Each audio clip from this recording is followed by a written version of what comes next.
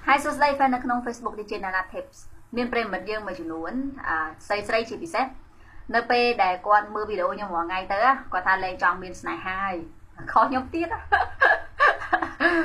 nơi p để mưa video nhưng mà ngày tới khơi ha mà ngày riêng này ha miền mình chơi chọc mình chơi hỏi hay rất là riêng để khôi chất chi chặt với tình yêu vì vậy con khai lên trong hiên miền này ha chỉ bị xét nè để thọp chi chặt để sao tại này ha mà đóคือปีดองหายไปถ้วยกอดสเตสเตอร์ในក្នុងការទទួលយកបរោះណាម្នាក់ឬនារីណាម្នាក់ផ្សេងទៀតនៅពេលដែលគាត់ចាប់ដើមជីវិតថ្មីតែគាត់ស្ទាក់ស្ទើរមែនទែនការដែលឮថាស្នេហាធ្វើឲ្យឈឺចាប់ការដែលឮពាក្យថាការចុះកិច្ចសន្យាក្នុងសេចក្តីស្នេហាដូចជាការចុះសន្យានៅក្នុងទឹកភ្នែកណាវាធ្វើឲ្យប្រិមិត្តយើងមួយចំនួនធំខ្លាចមិនហ៊ានមានស្នេហាសំដៅទៅលើក្មេងៗអ្នកដែលចាប់ដើមចាប់ដើមមានគេតាមស្រឡាញ់ឬក៏មានចិត្តស្រឡាញ់គេឬក៏ធ្លាប់បែកបាក់គ្នាម្ដងហើយស្រាប់តែមានអ្នកមកតាមស្រឡាញ់ម្ដងទៀតចឹងណាប្រិមត្តយើងសួរថាតើគួរតែចាប់ដើមឬគួរទទួលដែលអត់បើសិនជាគាត់ធ្លាប់មានអតីតកាលដែលឈឺចាប់ដោយសាររឿងស្នេហាហើយខ្ញុំទទួលស្គាល់វាជាការពិតបើប្រិមត្តជាខ្ញុំណាមួយថ្ងៃបានស្ដាប់សាររបស់ប្រិមត្តយើងដែលផ្ញើតាម inbox មកអូថ្ងៃណាខ្លះវិលមុខអង្កត់ឈឹងហ្មងព្រោះរឿងហៅមួយចំនួនវាពិតជាសាំញ៉ាំហើយវាធ្វើឲ្យមនុស្សនឹងធ្វើអតិឃាតធ្វើឲ្យមនុស្សចង់សម្លាប់ខ្លួនអ្នកខ្លះបានសម្លាប់ខ្លួនហើយតែមិនបានសម្រេចច្រើនណាស់វាពិតជាធ្វើឲ្យមនុស្សមួយចំនួនធំឈឺចាប់ដោយសារតែរឿងស្នេហាជាពិសេសគឺស្ត្រីប៉ុន្តែតាមការគិតរបស់ខ្ញុំណាអ្នកដែលឆ្លងកាត់ស្នេហាណាក៏ជួបបញ្ហាដែររឿងដែលធ្វើឲ្យខុសគ្នាថាតើហេតុអីបានជាមនុស្សស្រីមួយចំនួនទោះបីជាឆ្លងកាត់ស្នេហាឈឺចាប់ប៉ុន្តែគេនៅតែរឹងមាំភាពខុសគ្នានៅត្រង់ការចេះស្រឡាញ់ខ្លួនឯងភាពខុសគ្នានៅត្រង់ការឲ្យនិយមន័យទៅលើភាពស្រឡាញ់ឬក៏ការដែលយើងហៅថាសេចក្តីស្នេហាណាព្រោះមនុស្សយើងម្នាក់មាននិយមន័យខុសគ្នាមិនតែហៅថាស្រឡាញ់ខ្លួនឯងមនុស្សស្រីមួយចំនួនដែលបដោយខ្លួនឲ្យឈឺចាប់មិនខូចចិត្តបានគឺដោយសារតែស្រឡាញ់ខ្លួនឯងមិនគ្រប់គ្រាន់នៅពេលដែលយើងមានស្នេហាមានបរិសម្នាក់យើងស្រាប់តែស្រឡាញ់គេលើសពីខ្លួនឯងយើងស្រាប់តែស្រឡាញ់សេចក្តីស្នេហានោះដោយហ៊ានលះបង់អ្វីៗគ្រប់បែបយ៉ាងទាំងអស់ពាក្យថាហ៊ានលះបង់អ្វីៗគ្រប់បែបយ៉ាងទាំងអស់ជាពាក្យដែលប្រិមត្តយើងនារីនិយាយច្រើនដងណាស់ខ្ញុំរក្សាសិទ្ធិមិននិយាយឈ្មោះអ្នកដទៃដូច្នេះហើយខ្ញុំមិនអាចប្រាប់បានក៏ប៉ុន្តែបើម្ដងទៀតបើសិនជាចូលក្នុង inbox របស់ខ្ញុំបានដឹងថាស្រីប្រើពាក្យនឹងញយប៉ុណ្ណាស្រឡាញ់គេព្រមលះបង់គ្រប់បែបយ៉ាងហើយអាហ្នឹងហើយដែលធ្វើឲ្យយើងឈឺចាប់តែបើសិនជាយើងស្រឡាញ់គ្នាយើងនៅតែការពារកិត្តិយសរបស់ខ្លួនឯងយើងនៅតែការពារសេចក្តីស្រឡាញ់លើខ្លួនឯងបានតាមពិតយើងមិនអាចបដ ாய் ឲ្យស្នេហានឹងធ្វើឲ្យយើងឈឺចាប់ឬបរិសម្នាក់នឹងធ្វើឲ្យយើងឈឺចាប់ទេអញ្ចឹងសម្រាប់ខ្ញុំ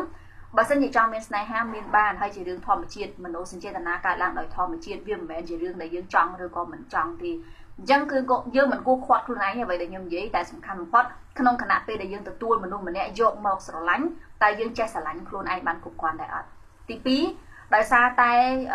យើងផ្ដល់យើងហាក់បីដូចជាផ្ដល់ជីវិតយើងឲ្យមនុស្សប្រុសម្នាក់ទៀតយើងមិនមែនផ្ដល់តែសេចក្តីស្នេហាណាមនុស្សស្រីយល់មួយចំនួនយល់ថាកណាខ្លួនប្រាណជារបស់គេជីវិតជារបស់គេហើយនឹងជាការគិតយល់ខុសខ្លាំងណាស់បើយោងតាមនិយមន័យវិជ្ជានុក្រមរបស់ខ្ញុំ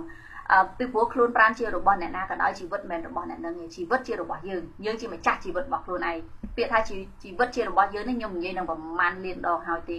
តែពេលហ្នឹងមានន័យថាតែពិតយើងគួរតែជាអ្នកសម្រេចចិត្តថាយើងគួរសប្បាយចិត្តឬគួរកើតទុកមានប្រិមិត្តយើងម្នាក់ធ្លាប់និយាយថាគេស្រឡាញ់បរិសម្នាក់នឹងខ្លាំងណាស់បរិសម្នាក់នឹងធ្វើឲ្យគេសប្បាយចិត្តក៏បានបរិសម្នាក់នឹងធ្វើឲ្យគេកាត់ទុកក៏បានហើយខ្ញុំថាហើយបើនិយាយអួតធ្វើអីអាហ្នឹងមិនមែនរឿងល្អឯណាតាមពិតជីវិតវាត្រូវតែនៅនឹងយើងណែខ្ញុំទទួលស្គាល់ថានៅពេលដែលមានព្រឹត្តិការណ៍អវិជ្ជមានអីមួយកើតឡើងមកវាធ្វើឲ្យប៉ះពាល់ដល់អារម្មណ៍យើងវាអាចធ្វើឲ្យយើងឈឺចាប់វាអាចធ្វើឲ្យយើងសប្បាយចិត្តក៏ប៉ុន្តែមនុស្សដែលចេះគ្រប់គ្រងទៅលើភាពសប្បាយចិត្តឬទុក្ខសោករបស់ខ្លួនឯងគេអត់បដ ாய் ឲ្យស្នេហាធ្វើឲ្យគេឈឺចាប់ទេអញ្ចឹងសម្រាប់ខ្ញុំភាពឈឺចាប់ដែលកើតឡើងមកពីសេចក្តីស្នេហាវាមកពីមនុស្សស្រីយើងមិនរឹងមាំគ្រប់គ្រាន់បើយើងរឹងមាំគ្រប់គ្រាន់វាមិនធ្ងន់ធ្ងរអីពេកទេអ្នកណាក៏ធ្លាប់ឆ្លងកាត់មកការឈឺចាប់ហើយកុំនិយាយចេះមិននេះបងអ្នកផ្សេងឈឺចាប់មិនដល់ខ្ញុំទេនិយមន័យនេះពេលថាឈឺចាប់ខុសគ្នាឆ្ងាយអ្នកខ្លះរឿងប៉ុណ្ណឹងសម្រាប់គ្នាគឺប៉ុណ្ណមេឃអ្នកខ្លះរឿងប៉ុណ្ណមេឃសម្រាប់គ្នាគឺទូចមែនទែនអញ្ចឹងយើងមិនអាចយកការឈឺចាប់មកប្រៀបធៀបគ្នាបានទេទោះបីយើងឆ្លងកាត់អីក៏ដោយ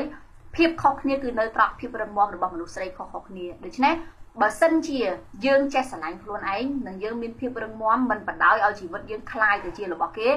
យើងមិនចាំបាច់ខ្លាចសេចក្តីស្នេហាទេម្ដងទៀតវាក៏ដោយសារតែស្នេហាកើតឡើងមកដោយធម្មជាតិមនុស្សអាចនឹងធ្លាប់ឆ្លងកាត់អតីតកាលច្រើនដងសំណួរស្ថិតនៅត្រង់ថាអតីតកាលទាំងនោះវាបានធ្វើឲ្យយើងរឹងមាំជាងមុនដែរឬអត់ហើយបើវាធ្វើឲ្យយើងរឹងមាំជាងមុន រឹងមាំរហូតដល់ដំណាក់កាលមួយដែលអ្នកផ្សេងកាច់បំបាក់យើងមិនបាននោះស្នេហាមិនមែនជារឿងគួរឲ្យភ័យខ្លាចទេស្នេហាជារឿងគួរឲ្យភ័យខ្លាចសម្រាប់តែមនុស្សស្រីទុនជ្រាយតែប៉ុណ្ណោះសម្រាប់មនុស្សស្រីដែលរឹងមាំវាមិនមែនជារឿងគួរឲ្យភ័យខ្លាចនៅឡើយចម្លើយខ្ញុំប៉ុណ្ណឹងអញ្ចឹងខ្ញុំមិនបានឆ្លើយថាគួរទទួលឬមិនគួរទទួលទេគិតខ្លួនឯងវិភាគខ្លួនឯងហើយសម្រេចចិត្តខ្លួនឯងចាស់អូខេអរគុណក្រៅប្រធានបទបន្តិចជូនពរសម្រាប់អ្នកដែលប្រឡងបាក់ឌុបនៅថ្ងៃច័ន្ទនេះផងណាសង្ឃឹមថាជាប់ទាំងអស់គ្នាហើយជាដំណឹងល្អថាខ្ញុំអានព័ត៌មានក្នុងកម្មវិធីខ្ញុំផ្សេងឯណានៅក្នុងព័ត៌មានហ្នឹងបញ្ជាក់ថាក្រសួងអប់រំយុវជននិងកីឡានឹងទទួលសិស្សដែលជាប់និទេស ABC